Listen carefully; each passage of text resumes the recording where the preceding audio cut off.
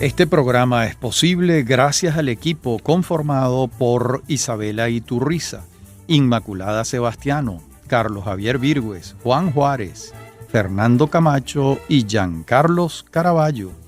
También puedes seguir la transmisión en vivo en mundour.com.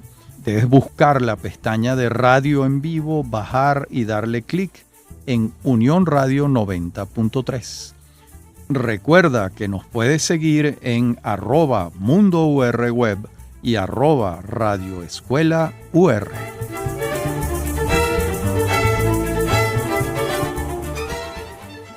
Bien, estamos en Venezolanos, un programa sobre el país y su historia.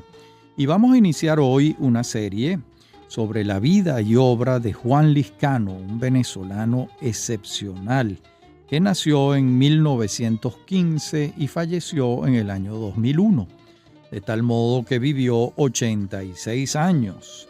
Juan Liscano Bellutini se llamaba y nació en una casa cerca de la esquina de Yaguno, eso es en la parroquia Altagracia, en Caracas, faltando minutos para la medianoche del 7 de julio del año 1915.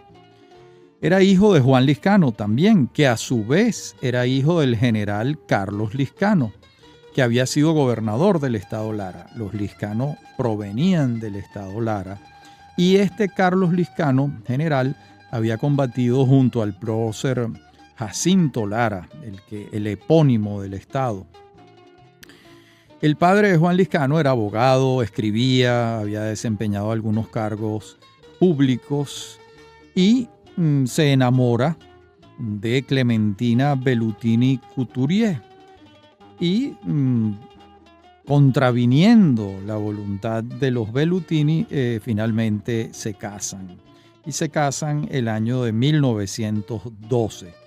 Ese señor tenía 31 años y la novia tenía 28, que para la época era una muchacha ya entrada en edad, como se decía.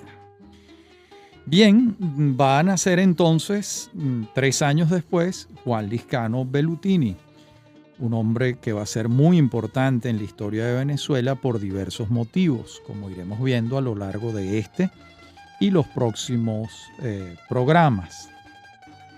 Este matrimonio Liscano-Bellutini no duró mucho, no porque tuviesen desavenencias, sino porque se murió el padre. Él falleció de un aneurisma en la aorta en el año 1918. Juan Liscano, a quien estamos biografiando, tenía apenas 3 años. Y la madre pasa a ser viuda cuando apenas tiene 34 años. De modo que en su psicología, en la psique de Juan Liscano, la presencia de la madre va a ser muy importante porque es un huérfano de padre desde los 3 años. De modo que casi no recordaba al padre. Y el niño muy pronto va a iniciar su escolaridad. Las primeras letras las va a recibir en el colegio de los hermanos de La Salle. En esa época se usaba, las familias de la élite caraqueña temperaban en Macuto. Cuando digo temperaban era que pasaban 2 y 3 meses en Macuto porque era un viaje complejo. Apenas estaba desarrollándose el automovilismo en Venezuela, era un viaje en tren. Y también, siendo muy niño, la madre decide irse a Europa. Especialmente se van a París. Allí aprende Juan Liscano en una escuela para niños el francés, que se convierte en su primera y segunda lengua. Lo hablaba de manera indiferenciada con el español. Y al tiempo regresan a Venezuela. El niño Juan Liscano va a entrar en el Colegio San Ignacio. El Colegio San Ignacio se fundó en 1924, de modo que cuando él entra allí ya es un niño de 9 años. Y la vida de este muchacho, de este niño en camino hacia la adolescencia, va a transcurrir entre el colegio y las casas. La madre estaba de luto, pasó muchos años de luto. Eso era lo que se usaba dentro de los hogares católicos de entonces. Y él, en un libro de conversaciones con Arlet Machado, que se titula El Apocalipsis según Juan Liscano, le habla de esta época y le dice Liscano a Arlet Machado lo siguiente: el primer paisaje es esa casa con sus 3 patios, sus mosaicos, su cancel, sus muros pintados al óleo, sus habitaciones, la azotea que para mí suponía una gran aventura, el enorme comedor y la misteriosa sala que daba a la calle con las ventanas siempre cerradas, con su piano y los muebles como fantasmas cubiertos con tela blanca. Bueno, como vemos, se trata de una casa que no está precisamente tomada por el jolgorio y la fiesta, sino más bien por el luto. Sin embargo, la madre se va a enamorar y se va a casar con un médico sanitarista muy importante en su época, que fue el doctor Luis Gregorio Chacín y Triago. Eso va a ocurrir en 1929. De modo que ya Juan Liscano a los 14 años va a tener un padrastro, con quien tendrá con el tiempo una muy buena relación, una muy buena relación. Al principio fue difícil, como suele suceder, y fue una relación muy buena. En este caso, el mundo también va a cambiar para el joven Liscano, porque se van a Europa de nuevo. Y esta vez el viaje no solo incluía al hijo de la nueva pareja, sino a las hijas del médico, con quien el joven Liscano de la noche a la mañana debía entenderse como si fueran sus hermanas. Y esto creó una relación, sin embargo, muy favorable. Y Chacín y Triago estudió medicina en Venezuela y revalidó su título en el Real Colegio de Cirujanos de Gran Bretaña y ejerció la profesión allá, incluso con gran éxito, de modo que a su regreso al país desempeñó tareas de suma importancia en el aparato sanitario del Estado venezolano. De modo que ahora regresan a Europa y se va ya Juan Liscano de 14 años. De modo que además se va en una circunstancia totalmente nueva. Su madre tiene un esposo y se establecen en Ginebra. Y allá es inscrito el joven Liscano en el Liceo Jacquard, en la ciudad de Lausanne, como interno. Y allí le confiesa en el libro de conversaciones con Arlet Machado que fue muy feliz en ese colegio interno, porque se incorporó a un universo masculino, comenzó a jugar fútbol, comenzó a tener amigos, ya no era ese niño o adolescente encerrado en una casa oscura, ensombrecida, sino que había otro universo que se le estaba abriendo.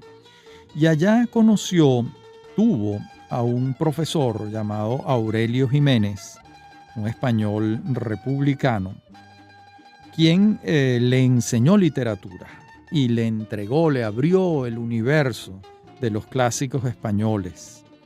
Empezó también además a leer a Salinas, a Guillén, a García Lorca, y a este joven lo toma por completo el sueño de ser escritor. Y entonces siguió su camino de lector y llegó a las aguas de los simbolistas franceses, de Rimbaud, de Baudelaire, de los poetas malditos. De modo que tenía 15, 16 años y estaba metido dentro de unas aguas que desconocía, que eran las aguas de la literatura española y la literatura francesa. Y allí entonces le dice a Machado lo siguiente: debo decirle que si yo tuviera que cristalizar un momento de felicidad, sería la de mi permanencia en el Liceo Jacquard. El año y medio que pasé interno en esa institución me resulta inolvidable. Me enriqueció desde todos los puntos de vista. Esto es curioso, porque por lo general los alumnos que están internos tienen un pésimo recuerdo, pero en el caso de Lizcano es un recuerdo de la felicidad, cosa que celebramos muchísimo. Y sin embargo va a cambiar de colegio y allí es inscrito de nuevo interno en otro colegio que queda en Normandía, que se llama porque existe, l'École de Roche. Era uno de los institutos de la élite francesa. Allí ya estamos en Francia, hemos abandonado Lausanne. Y él dice que la aventura allí no fue tan satisfactoria, porque fue ubicado en un pabellón donde había pocos alumnos y comenzó a sentirse discriminado por su condición hispanoamericana, que lo llevaba a ser visto como una suerte de especie exótica, como si estuvieran observando una ave rara. De modo que eso es lo que hoy en día se llama bullying. Lo estaban discriminando por su condición de hispanoamericano. Problemas con las autoridades del colegio no tuvo. Sin embargo, hay establece, a la vez que él estaba interno, las gemelas Chassin, las hijas de su padrastro, estaban internas también. Una de ellas había muerto y eso había dejado al padre en estado de alerta. Y ello va a explicar un poco los hechos que voy a narrar, que son muy extraños y muy interesantes. Esta anécdota merece contarse por lo extraña que es. Esta gemela sobreviviente del doctor Chassin enfermó de apendicitis y su padre entró en una situación casi de pánico, porque la otra niña había muerto. Entonces, cuando la jovencita iba a ser ingresada en la habitación, resultó ser que el número de cuarto era el que contrariaba las creencias supersticiosas del doctor Chassin. Y el padre casi enloqueció de los nervios y logró que a la niña la hospedaran en otra habitación. Él tenía estas supersticiones. Mientras él pasaba la noche en esa habitación asignada con el número fatídico. Bien, la niña había sido operada de apendicitis, lo que para entonces revestía unos riesgos mayores que hoy en día, pero tampoco era algo del otro mundo. No obstante, el doctor Chassin logró que no pernoctara la niña, sino él en aquella habitación con el número fatídico. Y con ello él creía que la salvaba del influjo fatal del número indeseable. Bueno, pues esa misma noche el doctor falleció allí de un infarto el 10 de marzo de 1934 a los 57 años. Un caso absurdo, insólito, inexplicable. En la próxima parte del programa seguimos con la juventud de Juan Lizcano. En breve continúa Venezolanos. Somos Unión Radio Cultural.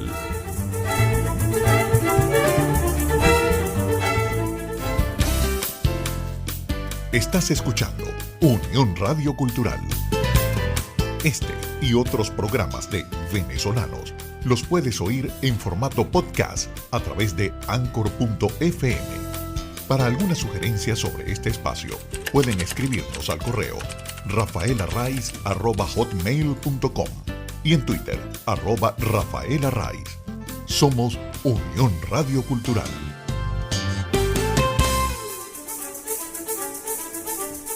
Estamos de regreso con Venezolanos. Somos Unión Radio Cultural.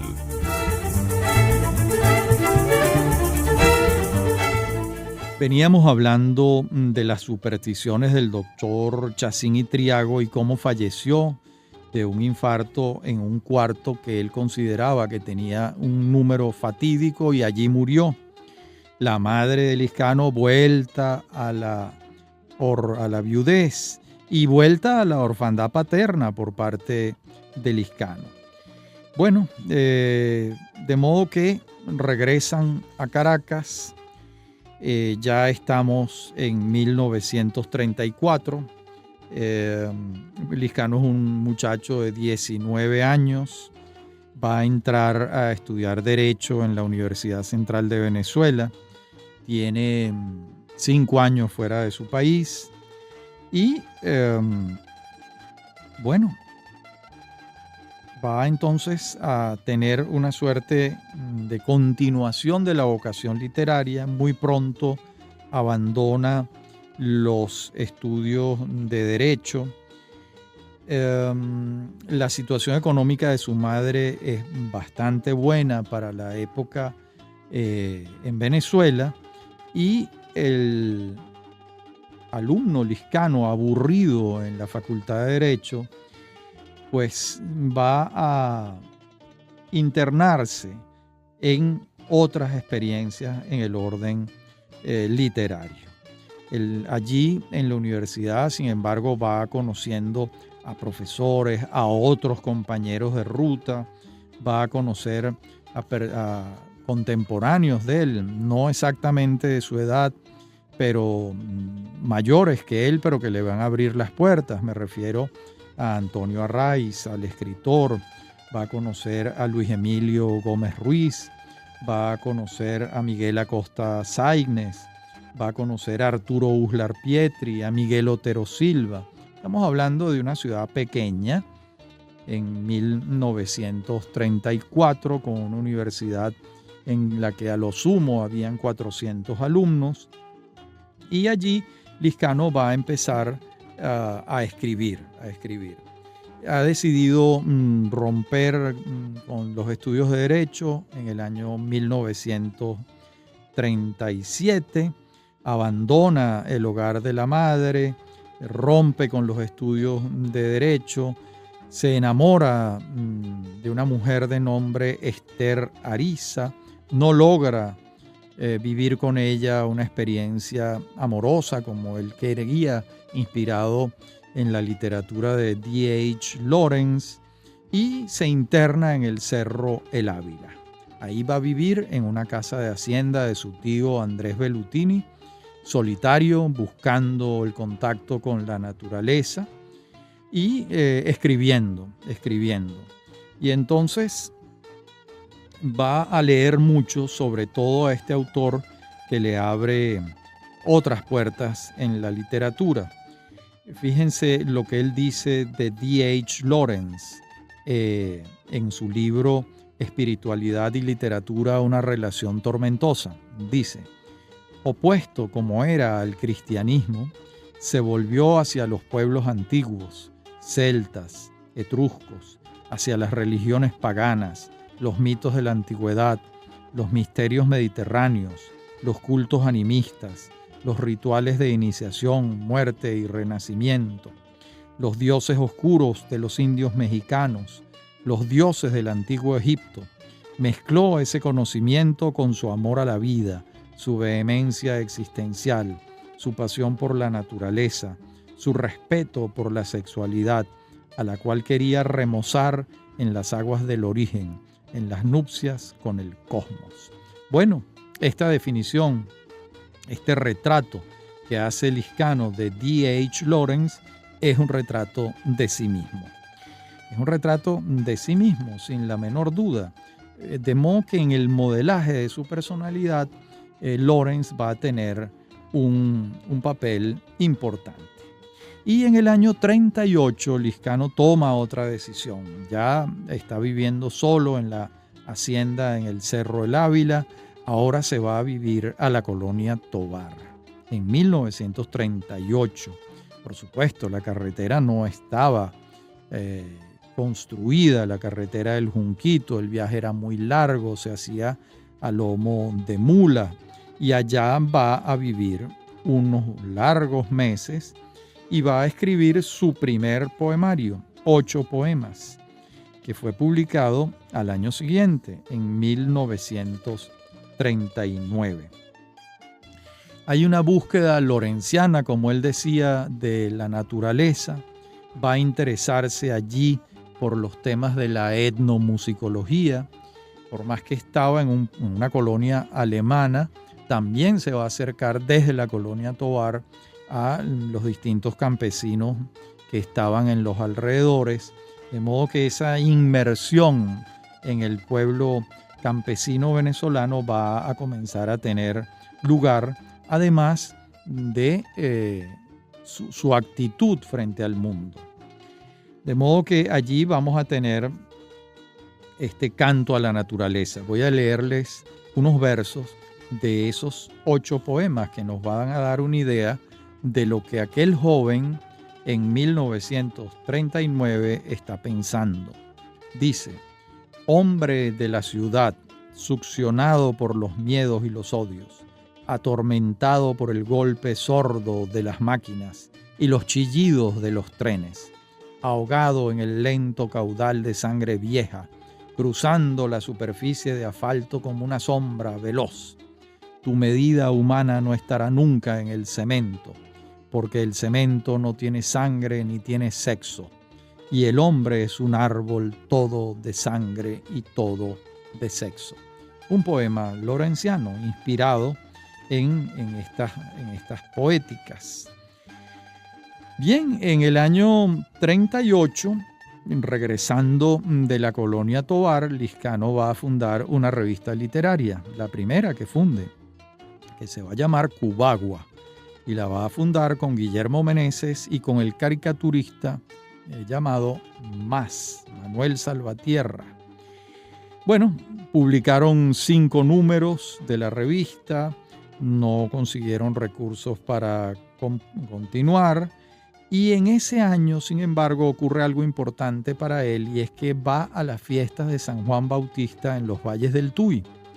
Y allí estuvo entre tambores con los afrodescendientes, bailando y bebiendo hasta el amanecer del 24 de junio, cuando el grupo completo se adentraba en el río en un baño colectivo, esperando que la paloma del Espíritu Santo volara sobre sus cabezas, limpiándolos de culpa, como creía la conseja popular. Ya ahí estaba un anuncio del folclorólogo, del etnomusicólogo que vamos a ver más adelante en su vida.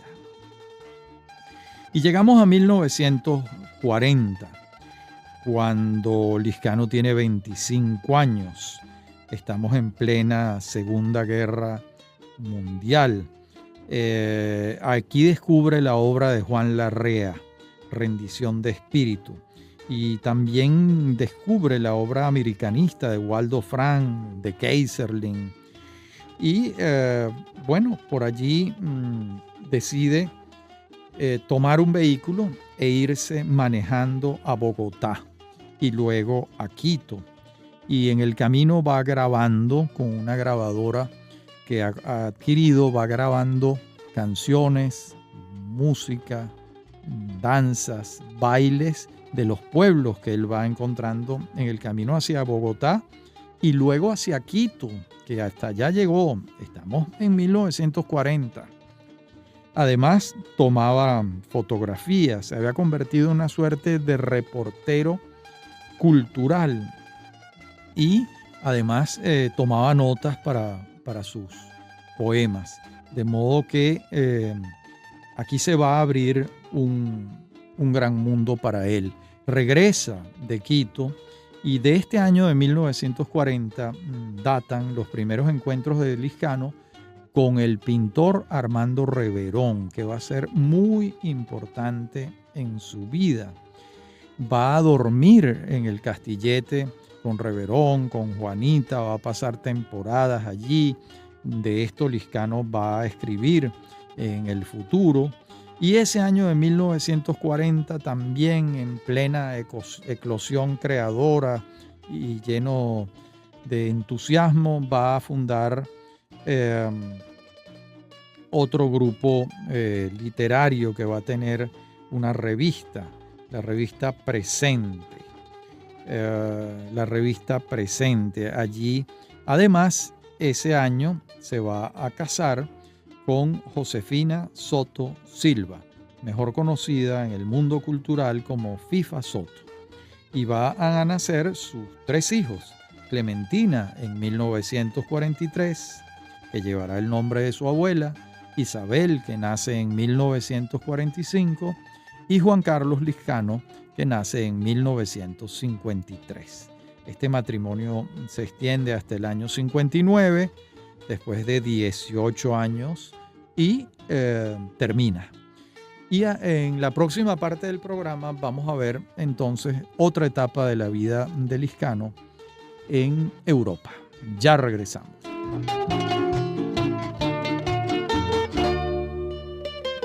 En 1942 va a publicar su segundo poemario, Contienda, que es una vuelta de tuerca en relación con el primer poemario, ya que es una respuesta de Liscano y su grupo a las proposiciones del grupo Viernes, que encarnaba perfectamente el gran poeta Vicente Gervasi. De modo que aquí vamos a tener una posición americana, telúrica, furiosamente americana. En cambio, en el grupo Viernes había un tono cosmopolita, abierto a todas las tendencias del mundo. Liscano y su grupo prefieren asentar lo propiamente americano. Y en el año 43, cuando el viejo Enrique Otero Vizcarrondo funda el diario El Nacional y su hijo Miguel Otero Silva es el jefe de redacción, el primer director del diario es Antonio Arraiz, con quien ya Liscano tenía una amistad a pesar de la diferencia de edad. Y entonces allí Arraiz le propone que escriba en el diario que se ha creado. Y a su vez, muy pronto le va a proponer que funde el legendario papel literario del diario El Nacional. Liscano entonces es el director fundador, así como Antonio Arraiz es el director fundador del periódico. Juan Liscano es el director fundador del papel literario y lo va a dirigir entre el 22 de agosto de 1943 y el 23 de julio de 1950. Después él se retira y el papel literario lo va a dirigir entre el 50 y el 52 Arturo Uslar. Después lo va a dirigir entre el 52 y el 58 Mariano Picón Salas. Y luego lo vuelve a dirigir Liscano entre junio del año 58 y los meses finales del año 59. De modo que allí su impronta está allí en el nacimiento del papel literario del Nacional. Ese año publica su tercer poemario, se titula Del alba al alba, es un texto breve en el que el poeta avista otros destinos poéticos, se torna un poco más gongorino, más seguidor de Góngora, cambia su registro anterior, asume lo español en su expresión más castiza. Y la verdad es que por más que la resolución formal sea correcta, la voz que se escuchaba recuerda a otras maneras, a otras voces de manera muy notoria. No estaba allí la presencia de nuestro autor, ¿no? Y entonces vamos a tener en estos años también, del 43, la fundación junto con Juan Veroes y Alí Láser de la revista Suma, que después tuvo una librería y después esa librería pasó a manos del legendario librero Raúl Betancourt, pero en sus orígenes fue de Liscano, de Veroes y de Láser. En esta época también, ¿verdad? Liscano va a estar ya inmerso a partir del año 44 en el tema del folclore. Esto es una pasión para él. Además, comienza a escribir un poemario que le toma varios años. Empieza en el 44 y se publica en el 49, que se titula Humano Destino. Y bueno, como todos sabemos, el 18 de octubre de 1945 ocurre un golpe civil-militar en Venezuela asume la presidencia de la República Rómulo Betancourt como jefe de una junta revolucionaria de gobierno. Y Betancourt va entonces a decretar el 30 de octubre de 1946 la creación del Servicio de Investigaciones Folclóricas Nacionales, dependiente de la Dirección de Cultura del Ministerio de Educación. La directora de Cultura era la pintora Eliselvira Zuluaga. El ministro de Educación era Antonio Anzola Carrillo. Y entonces Lizcano es designado al frente del servicio. Esto es una gran novedad. En Venezuela no existía por parte del Estado ninguna atención a las investigaciones folclóricas. Esto lo va a fundar en Venezuela, estos estudios los va a fundar el poeta Juan Lizcano, de quien venimos hablando. Y él va a estar allí, al frente de esta oficina, haciendo las investigaciones sobre la etnomusicología o el folclore, como se llamaba antes, hasta noviembre de 1948, cuando otro golpe militar separa de la presidencia de la República a Rómulo Gallegos. Pero estos 2 años serán de intensas investigaciones, de viajes, de organización de una oficina. Un funcionario de la Biblioteca del Congreso de los Estados Unidos de Norteamérica le propone hacer unas grabaciones de manera de contar con ellas en la Biblioteca de Washington. Ahí están preservadas para la eternidad todas las grabaciones que hizo Lizcano con aquellos rudimentarios instrumentos de grabación de toda la música y el folclore venezolano que recogió a lo largo de sus viajes y de la oficina de este Servicio de Investigaciones Folclóricas Nacionales. En el año 47, además, se va a crear la Revista Venezolana de Folclore. Y allí va a estar Lizcano de director, pero también se van a sumar 2 personajes muy importantes para estos estudios, que son Luis Felipe Ramón y Rivera e Isabel Aretz, que eran esposos y que van a consagrarle la vida a esos estudios en Venezuela. Y así vamos llegando a un momento importante, y es cuando el presidente Gallegos, en febrero de 1948, asume la presidencia de la República, y Lizcano, junto con Abel Valmillana, organizan la Fiesta de la Tradición, Cantos y Danzas de Venezuela. Este fue un espectáculo concebido por Lizcano, con un guión redactado por él mismo, con la producción de este artista catalán Abel Valmillana, con la colaboración de Juan Pablo Sojo, de Francisco Carreño, de Jesús Gómez Obregón, de Nicolás Arroyo, de Miguel Cardona, de Francisco José Crocker, de FIFA de Lizcano, de María Luisa Zuluaga de Tovar, de Víctor Manuel Ovalles, de Julio de Armas, de Raúl Nas. Eso fue un acontecimiento excepcional. Era la primera vez que todos los grupos de canto y danzas folclóricas venezolanas se reunían en el Nuevo Circo de Caracas. Recordemos que estamos en una época en la que no existe la televisión. Era la primera vez que se veían a la cara un grupo de polo margariteño, junto con un grupo de gaita zuliano, junto con unos cantantes de joropo del llano. Fue un acontecimiento cultural importantísimo en la historia de Venezuela, al punto tal que Andrés Eloy Blanco, con su gracia y su generosidad, afirmó, voy a citar, Cristóbal Colón descubrió América y Juan Lizcano a Venezuela.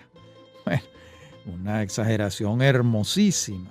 Y este evento estaba previsto para un día, el 17 de febrero, pero se agotaron las entradas, las colas eran enormes y el evento tuvo que presentarse el 18, el 19, el 20 y el 21 de febrero de 1948, siempre lleno a reventar el nuevo Circo de Caracas.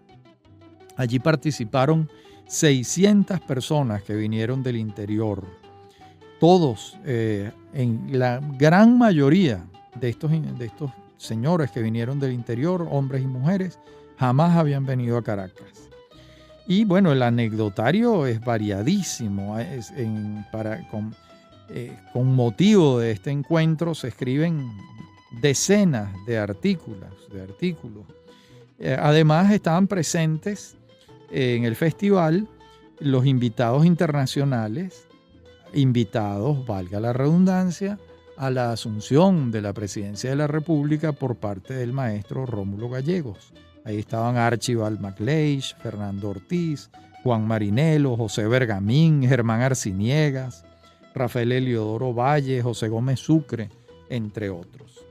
Bueno, Liscano va a ser el artífice, orquestador de aquel evento, siempre con Valmillana, ¿verdad? Estamos hablando de un acontecimiento de gran importancia. Vamos a una pausa y ya regresamos.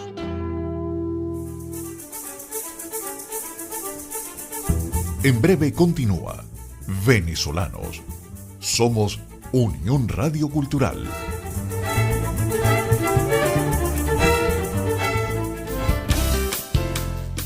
Estás escuchando Unión Radio Cultural.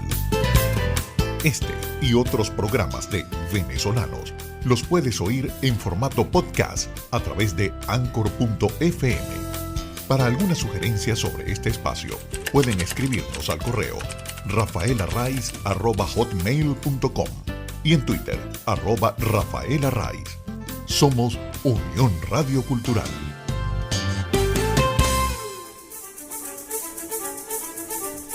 Estamos de regreso con Venezolanos. Somos Unión Radio Cultural.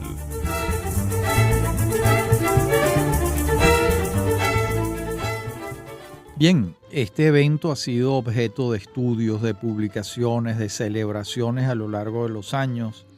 De hecho, hace poco, en el año 1998, se publicó un trabajo documentadísimo. Ha sido inmensamente celebrado este acontecimiento.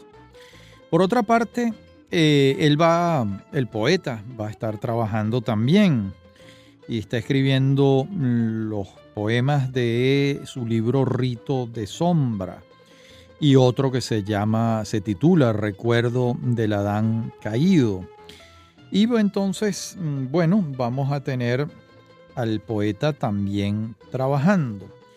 Sin embargo, pues en 1949 ha comenzado un gobierno militar en el 48, presidido por Carlos Delgado Chalbó. Liscano se retira, por supuesto, del Servicio de Investigaciones Folclóricas. Sin embargo, le es conferido el Premio Nacional de Literatura en el bienio 1949-1950, con un libro que lo anunciamos antes, que se llamaba Humano Destino. Y al año siguiente va a publicar un libro de ensayos donde recoge su trabajo con el folclore venezolano. Se va a titular Folclore y Cultura. Y también allí se recoge la experiencia de la fiesta de la tradición que venimos celebrando y señalando. Se separa, como dijimos, de la dirección del papel literario y en 1951 se suma a una nueva aventura. Se asocia con el editor José Agustín Catalá en una imprenta que se llama Ávila Gráfica. Esa editora, con todos los riesgos que supuso, va a publicar Venezuela bajo el signo del terror, libro negro de la dictadura. Estamos hablando de la dictadura de Pérez Jiménez. Y en agosto del año 1952, la Seguridad Nacional allana la casa de Catalá, se lo lleva preso para interrogarlo.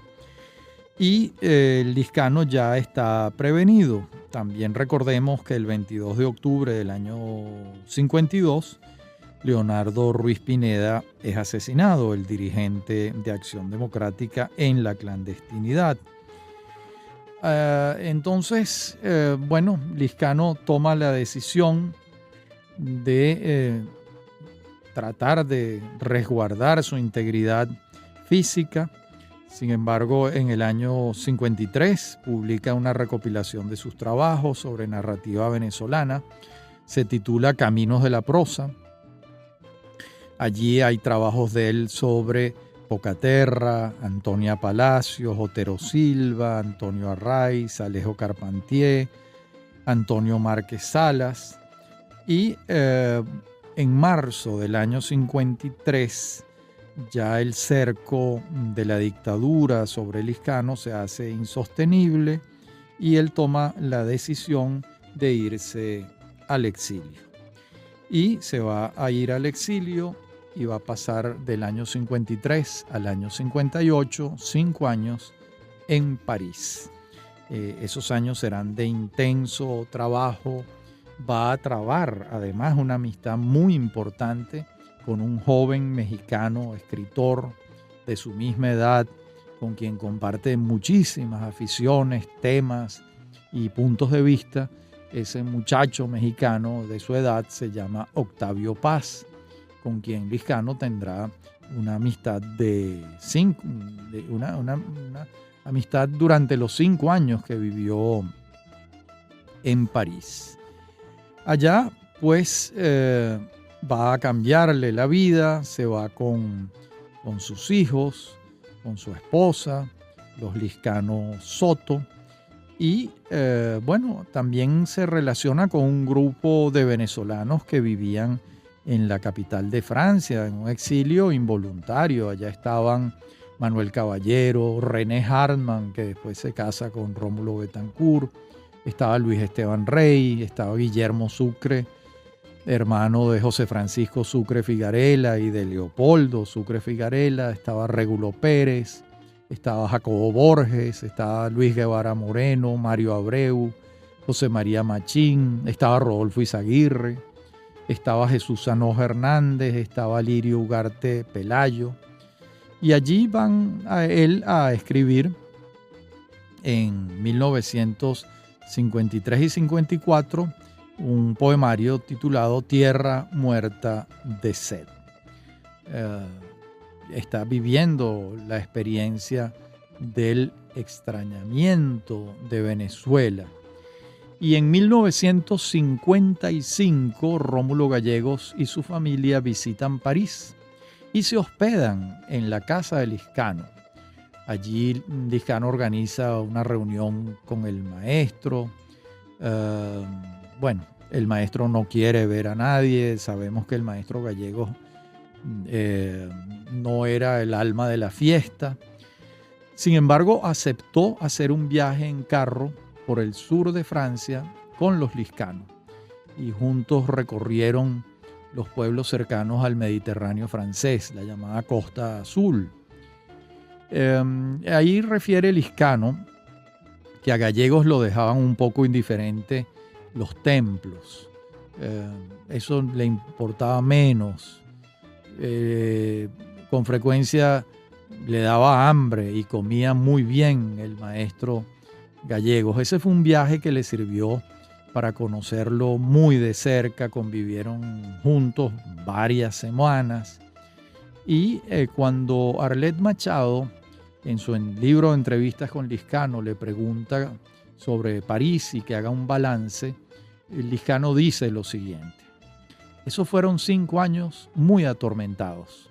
Por una parte se resquebrajó el matrimonio.